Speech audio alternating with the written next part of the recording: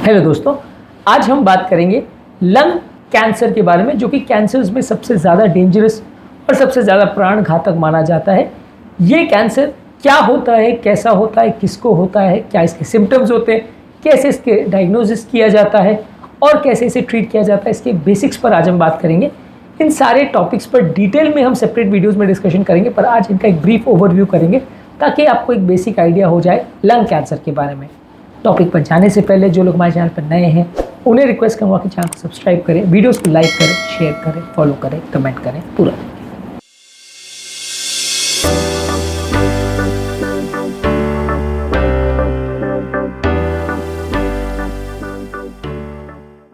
सबसे पहले तो ये समझने की ज़रूरत है कि लंग कैंसर यानी लंग्स के स्नायु के अंदर या उसकी नलियों के अंदर, ब्रोंक्यूल्स के अंदर कहीं पर भी कैंसर हो सकता है।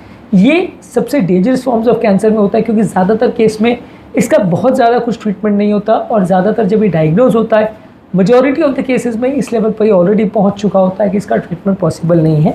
कैंसर का बेसिकली मतलब है कि कुछ बॉडी के सेल्स हैं जो अनकंट्रोल वे में ग्रोथ करते चले जाते हैं बिना रुके, और धीरे धीरे करके वो बाकी आसपास के सारे टिश्यूज़ को डैमेज कर देते हैं। इसके बाद उनका मेटास्टेसिस होता है। मेटास्टेसिस का मतलब ये है कि वो नलियों के द्वारा या किसी और साधन द्वारा शरीर के अलग अलग हिस्सों में फैल जाते हैं और वहाँ ग्रो करना चालू कर देते हैं, जिसके बाद बहुत जल्दी ही व्यक्ति की मृत्यु हो जाती है। ज़्यादातर कैंसर्स और ख़ासकर लंग कैंसर्स वाले पेशेंट में एक बार पेशेंट को अगर डायग्नोसिस हो जाता है, ज़्यादातर पेशेंट्स को बचा पाना मुश्किल होता है। ज़्यादातर इस तरह के पेशेंट में 80 से 90% पेशेंट जो एडवांस स्टेज में डायग्नोज होते हैं उनका बच पाना मुश्किल होता है, बहुत जल्दी उनकी मृत्यु हो जाती है। तो इसलिए ये बीमारी के जानना और इसके बारे में समझना बहुत ज़्यादा ज़रूरी है। इसके बेसिक 2 टाइप्स होते हैं, स्मॉल सेल लंग कार्सिनोमा और non small cell lung carcinoma. ये बेसिकली पैथोलॉजी के बेसिस पे डिफाइन किया जाता है कि कौन से टाइप का लंग कैंसर है। Non small cell lung carcinoma यानी उसमें सेल्स जो है स्मॉल नहीं होंगे, बड़े दिखेंगे। ये basically 80 to 85% of the cases में मिलता है। इसमें बेसिकली 3 सब टाइप्स होते हैं, एडिनोकार्सिनोमा, स्क्वैमस सेल कार्सिनोमा और लार्ज सेल कार्सिनोमा। एडिनोकार्सिनोमा ज़्यादातर सबसे मोस्ट कॉमन टाइप है नॉन स्मोकर्स लोगों में। ज़्यादातर आपने हमेशा ये देखा सुना होगा कि स्मोकिंग करने से कैंसर होता है, सबसे कॉमन रिस्क फैक्टर भी वही है। लेकिन नॉन स्मोकर्स में भी लंग कैंसर हो सकता है और उन सारे लोगों में एडिनोकार्सिनोमा सबसे ज़्यादा कॉमन होता है। इसके अलावा स्क्वैमस सेल कार्सिनोमा होता है, जो कि स्मोकिंग के साथ ज़्यादा एसोसिएटेड रहता है और ये ज़्यादातर बड़ी नलियों या एयरवेज में होता है। इसके अलावा एक लार्ज सेल कार्सिनोमा है जिसमें सेल्स थोड़े बड़े बड़े साइज़ के होते हैं। ये लंग के किसी भी कोने में हो सकता है, ये थोड़ा सा कम कॉमन टाइप है। ज़्यादातर केस में एडिनोकार्सिनोमा और स्क्वैमस सेल कार्सिनोमा ही होता है। इसके अलावा आता है small cell lung carcinoma. Small cell lung carcinoma में सेल्स पैथोलॉजी वाली स्लाइड में जब आप देखोगे तो छोटे टाइप के होते हैं, थोड़ा अलग टाइप के होते हैं। पैथोलॉजिकल डिटेल्स में ज़्यादा नहीं जाएंगे। ये लगभग 10 से 15% केसेस में देखा जाता है। ये कैंसर को अलग से सेपरेट या डायग्नोज इसलिए किया जाता है क्योंकि सिर्फ ये सेल और बड़े छोटे का फ़र्क नहीं है, पर ये कैंसर बहुत ज़्यादा जल्दी ग्रो करता है बाकी non small cell lung carcinoma के बदले। अगर हम इसको कंपेयर करते हैं तो उसकी ग्रोइंग स्पीड बहुत जल्दी होती है और ये बढ़ने के साथ बहुत जल्दी व्यक्ति की मृत्यु हो जाती है इसकी कंपैरिजन में। ये ज़्यादातर स्मोकर्स में ही ज़्यादा देखने को मिलता है, नॉन स्मोकर्स में कंपेरेटिवली कम देखने को मिलता है। तो अब तक की बातों से आपको इतना तो समझ में आ गया होगा कि स्मोकिंग लंग कैंसर का सबसे इंपॉर्टेंट रिस्क फैक्टर है। और जो सरकार हमें कहती सुनती है कि स्मोकिंग करने से कैंसर होता है, वो सिर्फ कही सुनी बात या भ्रम नहीं, वो एक्चुअल में रियलिटी है। और ज़्यादातर जो कैंसर्स वाले पेशेंट आते हैं लंग कैंसर के, उनमें एक्चुअल में आप हिस्ट्री पूछोगे तो लंबे समय तक स्मोकिंग की हिस्ट्री होती है। हर व्यक्ति जो स्मोकिंग करता है सबको कैंसर हो जाता है ऐसा नहीं है, और हर व्यक्ति जो उसको कैंसर होता है वो स्मोकिंग ही करता है ऐसा भी ज़रूरी नहीं है। पर फिर भी एक बहुत इंपॉर्टेंट रिस्क फैक्टर है। जितना ज़्यादा आप स्मोक करोगे उतना रिस्क बढ़ जाएगा।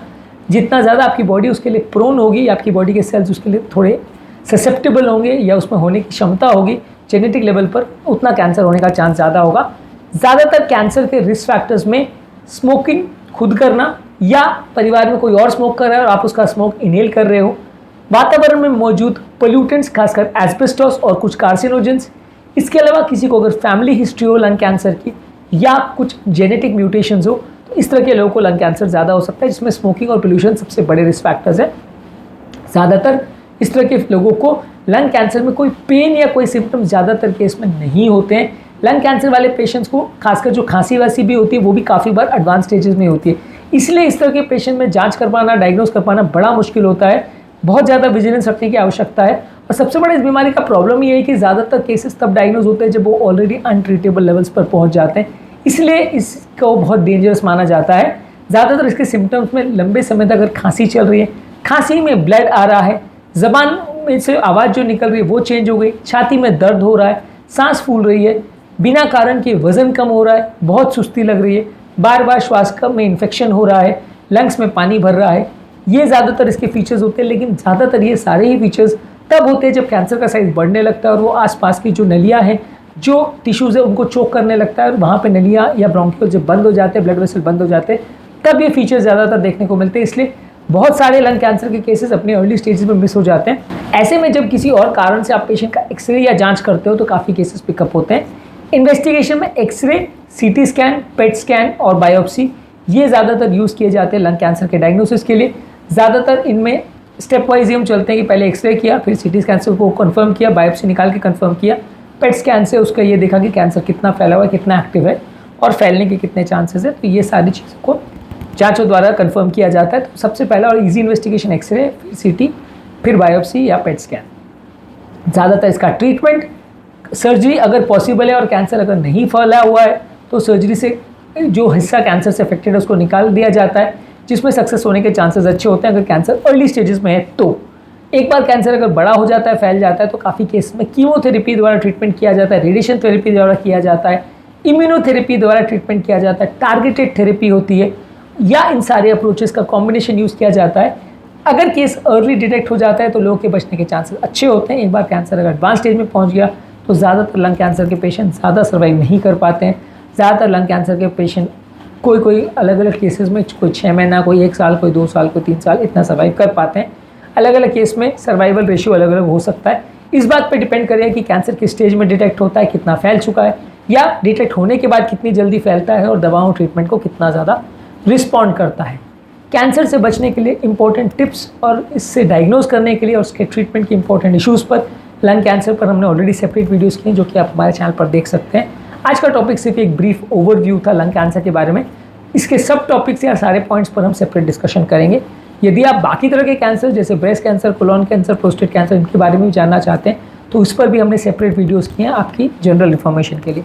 उम्मीद करूँगा कि आज के टॉपिक में कुछ नया जानने को मिला होगा। जो लोग हमारे चैनल पर नए हैं उन्हें रिक्वेस्ट करूँगा कि चैनल को सब्सक्राइब करें, वीडियोज़ को लाइक करें, शेयर करें, फॉलो करें, कमेंट करें, पूरा देखिए।